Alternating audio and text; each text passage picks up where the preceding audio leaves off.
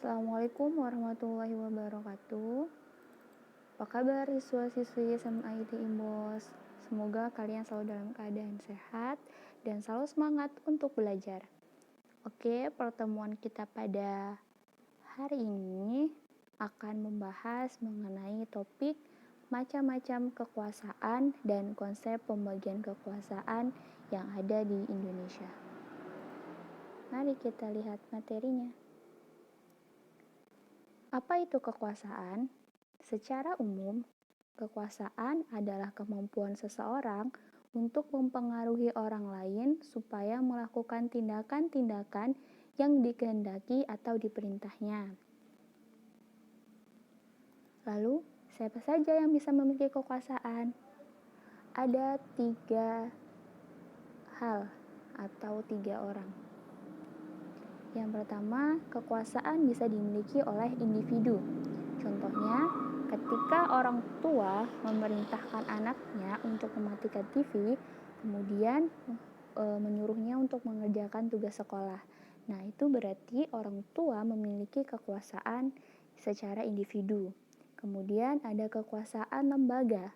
Contohnya, di masyarakat ada ketentuan bahwa setiap tamu yang tinggal di wilayah itu lebih dari 24 jam, maka wajib lapor kepada ketua RT atau RW. Dalam hal ini, berarti ketua RT ataupun RW selaku lembaga mempunyai kekuasaan terhadap masyarakatnya atau warganya. Kemudian yang ketiga adalah kekuasaan negara.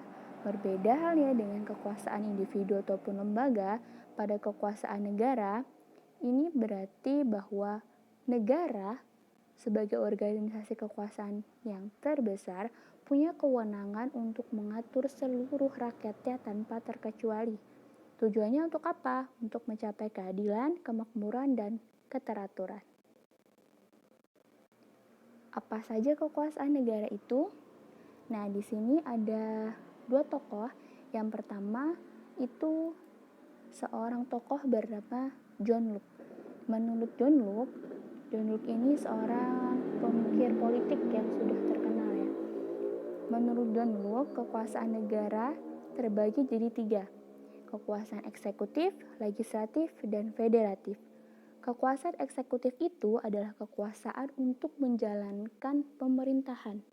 Kemudian kekuasaan legislatif itu kekuasaan untuk membentuk dan menetapkan undang-undang.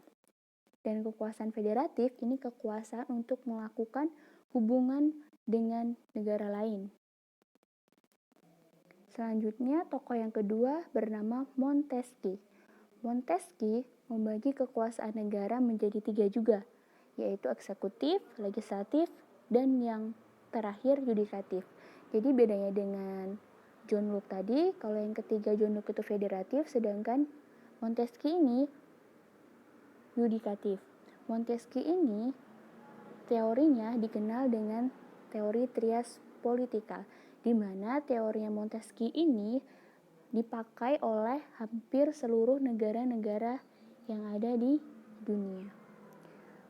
Kekuasaan eksekutif, legislatif sama pengertiannya dengan yang disampaikan oleh John Locke, hanya yang berbeda kekuasaan yudikatif.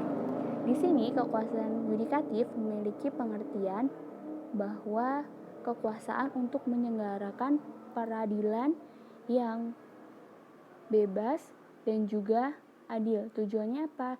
Untuk mencapai keadilan. Selanjutnya kita akan beralih ke konsep pembagian kekuasaan yang ada di Indonesia. Secara umum kita mengenal konsep pembagian kekuasaan itu ada 2. Ada yang namanya pemisahan kekuasaan atau separation of power, dan ada juga yang namanya pembagian kekuasaan atau distribution of power. Keduanya punya hal yang berbeda, di mana yang membedakan adalah ketika di pemisahan kekuasaan, maka lembaga-lembaga seperti eksekutif, legislatif, maupun yudikatif itu sama sekali tidak punya keterkaitan antara satu dengan lainnya. Artinya, ketiga lembaga tersebut tidak pernah melakukan koordinasi ataupun saling mengawasi. Jadi, bekerja sesuai dengan fungsinya masing-masing. Nah, negara yang menerapkan konsep pembagian kekuasaannya dengan pemisahan kekuasaan itu adalah negara Amerika Serikat. Kemudian, kalau di Indonesia, apa dong pembagian kekuasaannya? Nah, Indonesia menganut konsep pembagian kekuasaan atau distribution of power.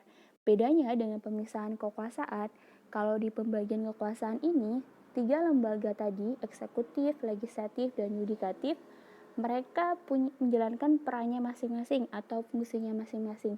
Tetapi dalam beberapa hal, mereka juga melakukan koordinasi dan juga saling melakukan pengawasan.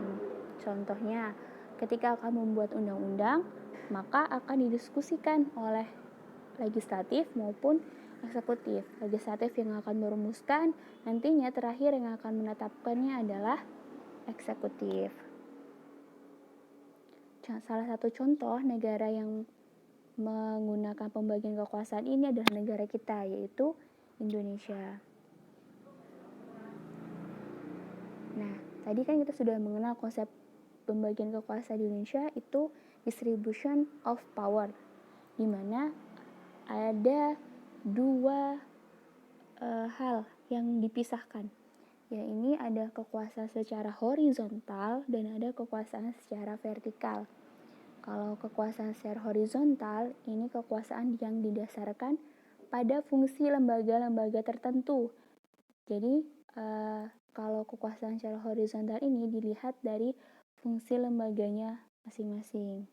Kalau secara vertikal, ini didasarkan pada tingkatan atau pembagian kekuasaan antara beberapa tingkatan pemerintah, seperti pemerintah pusat, pemerintah daerah.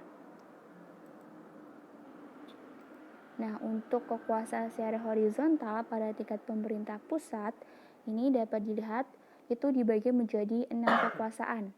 Ada kekuasaan konstitutif, contohnya MPR, kemudian kekuasaan eksekutif yang menjalankan undang-undang, contohnya adalah presiden, kemudian kekuasaan legislatif, ini untuk membentuk undang-undang, contohnya adalah DPR yang memegang kekuasaan tersebut.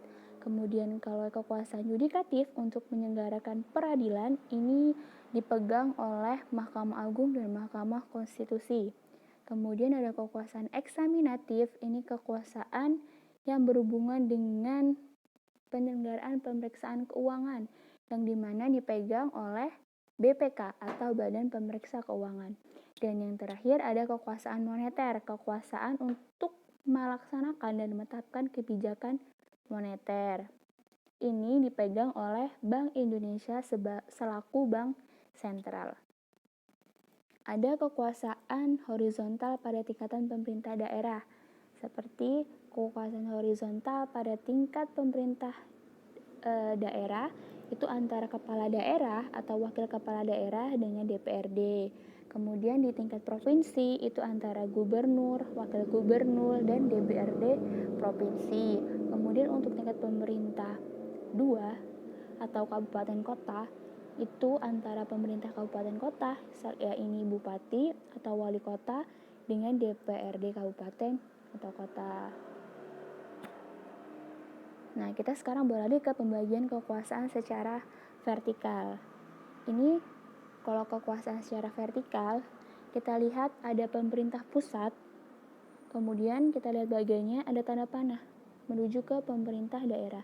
Ini artinya bahwa pemerintah pusat itu memberikan wewenang kepada pemerintah daerah, di mana wewenang tersebut dikenal dengan yang namanya asas desentralisasi, yaitu pelimpahan wewenang dari pemerintah pusat kepada pemerintah daerah atau daerah otonom untuk mengurus dan mengatur sendiri urusan pemerintahannya, kecuali urusan-urusan yang memang hanya dimiliki oleh pemerintah pusat atau kewenangannya hanya berada di pemerintah pusat, seperti kewenangan politik luar negeri, pertahanan, keamanan, justisi, agama, moneter, dan fiskal.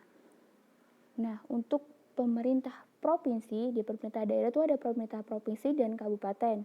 Nah, untuk pemerintah provinsi dan pemerintah kabupaten, keduanya ini dalam menjalin hubungan atau koordinasi ini diawasi oleh pemerintah pusat dalam hal pembinaan dalam bidang administrasi dan kewilayahan. Oke, demikian materi pertemuan kita pada kesempatan kali ini. Silakan kalian baca-baca lagi materinya. Kemudian kalau ada pertanyaan, kalian bisa komen, kalian bisa tulis pertanyaan kalian. Dan kalau sudah jelas, kalian bisa mengerjakan tugasnya masing-masing.